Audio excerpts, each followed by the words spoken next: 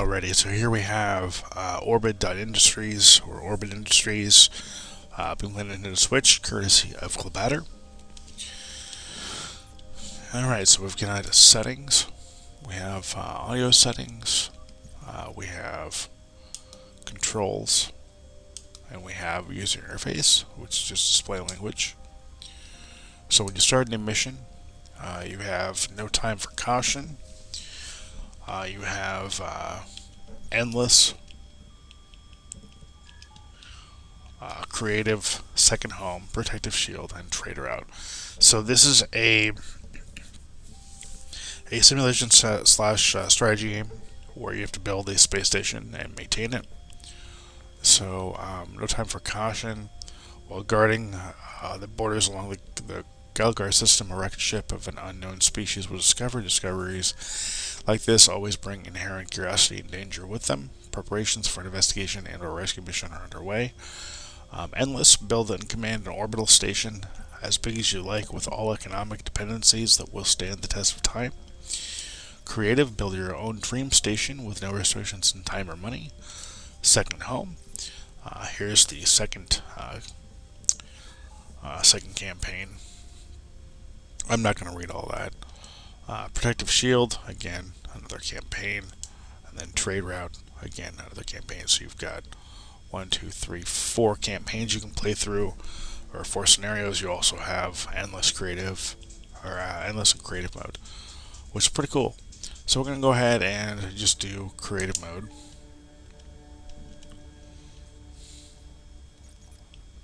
Actually, I'll show you this one actually real quick here.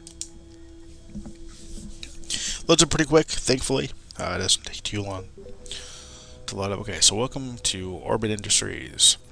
This briefing will guide you through the main mechanics of the game. The bar at the bottom will provide context-sensitive information about input actions. Your task will be to extend this station and produce resources. These resources are needed to generate income from projects. To do so, you will need to manage 3 views. This view is called the Exterior Station View, or ESV. Here you can build modules to extend the station. Most modules contain systems that need to be connected. These connections are managed inside the Abstract System Layout, or ASL. You can switch to that view by following the control instructions below. So hitting X. So I hit X. All systems get placed on a grid and wired through their ports.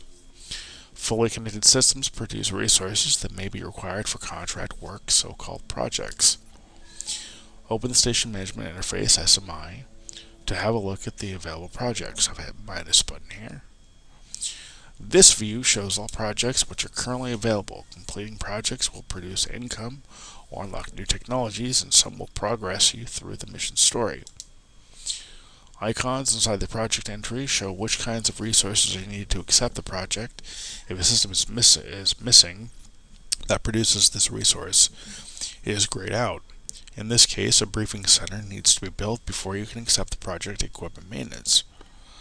Now, go to the Exterior Station View ESV again and select the blue connection point on the station. So as you can see, there's a lot to this game. Okay, so go ahead and there are 2 types of connection points that can link different modules, blue and yellow ones. Select a blue connector since the briefing center can only be built there. Jump to a module of your liking and press the build button to select the blue connector. Alright, so we're going to go ahead and okay, navigate to the selector, navigate to BCE and confirm. If some other module of the station blocks it, it will turn red. You then need to place it somewhere else or rotate it. Select a blue connector since the briefing center can only be built there. Okay, so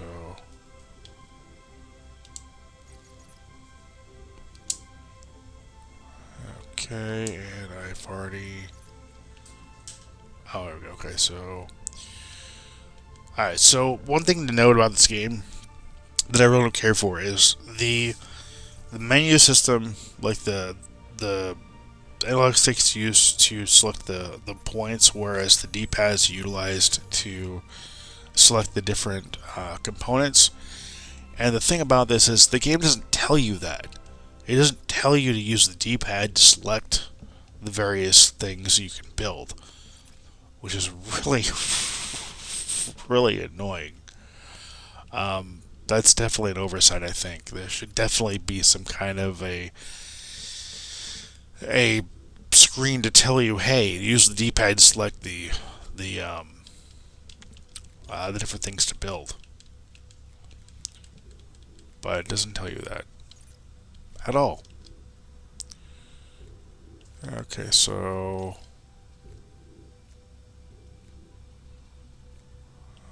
okay, we need a BCE.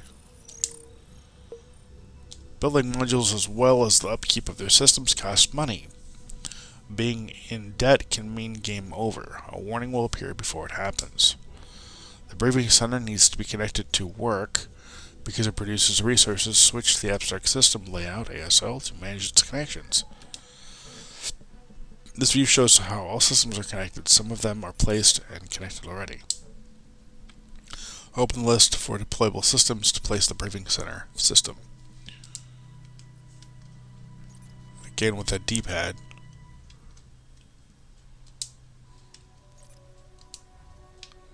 Okay, so let's see if we can... Where is the...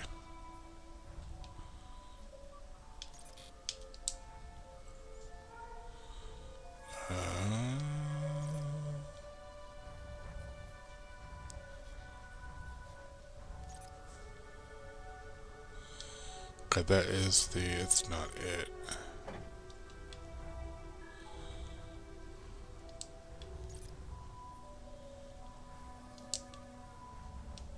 That's cool. You can move them. You can move them around.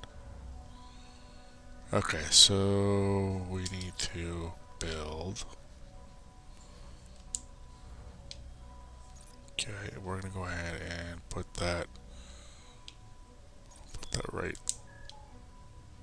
Can we put it right there? No. Can we put it?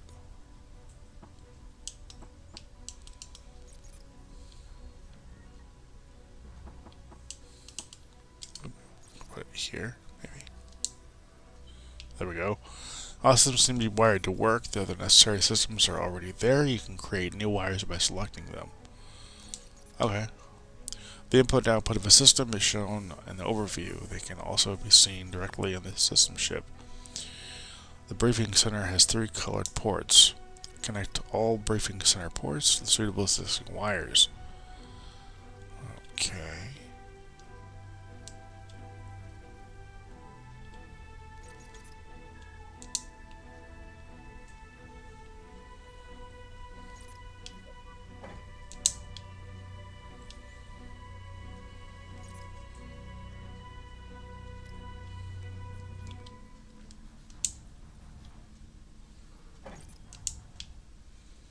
Alright, and then we need the yellow one.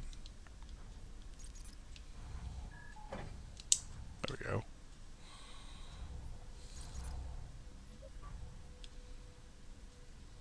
Should be enough, right?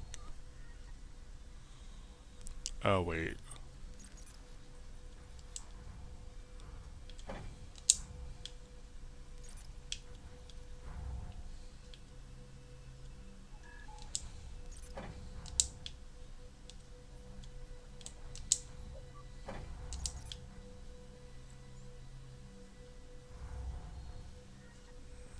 Should be... Yeah, it should be all of them. Why is it not? Oh, because I have to do this one too.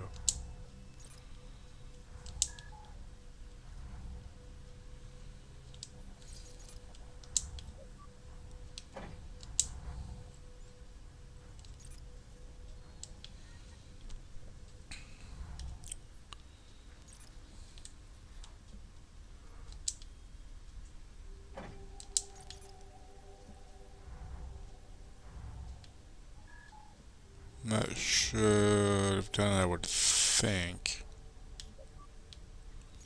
There we go. Okay, so the briefing center is fully connected. Projects that depend on it can now be accepted. There's yet another resource that all systems need, which is not distributed through Wire's workforce. In this mission, you started with some workforce already. This resource is needed to keep the efficiency of other systems to their maximum, so in the end, they will produce faster. Building and connecting workforce systems will increase the maximum workforce that is available on your station. It will slowly increase until it reaches the limit. You can see the available workforce on the left and required on the right side of the parameter panel. Go to the station management interface as mine to accept your first project. Okay, so this has been the, like 10 minutes and over 10 minutes. We're just now getting into accepting mission. So you can see how involved this game is. If you like simulation games, this game is definitely for you. There's a lot to it. It's pretty involved, pretty extensive, but definitely a great game.